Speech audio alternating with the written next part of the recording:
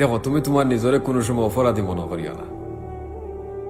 তুমি দুনিয়ার কোনো মানুষের কষ্ট দিলে তার কাছে মাফ চাইলে গিয়া মাফ চাইলে তুমি ছোট হইতে না, বরং তুমি অনেক বড় থাকবা।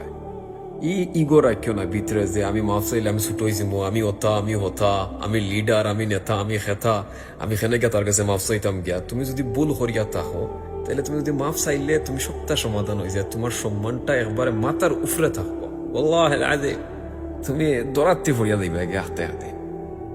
যেদিন মরবা নানি খবর সামনে দি মানুষে আটটিয়া যাইব নানি, যদি পালা হইয়া চলাফেরা করিয়া যাও নানি দুনিয়ার মাঝে, মানুষে তোমার খবরে দিয়ে আটটিয়া গেলে দোয়া করবো তোমার লাগে, সুরা ফড়িয়া তোমার লাগে দোয়া করবো, হাত তুলিয়া খান দিয়া দুইও চৌকুর ফানি ফালাইয়া তোমার লাগে দোয়া করবো।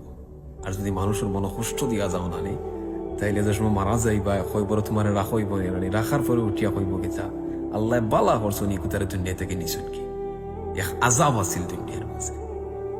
তেবলা দেখো তুমি তুমি তোমার নিজরে কতটা নিকৃষ্ট বানাইয়া যাইরায়। দুনিয়া তো নিকৃষ্ট আসলাই, মরার পরে তুমি তোমার নিজরে নিকৃষ্ট বানাইয়া যাইরায়, ও একটা ইগোর কারণে।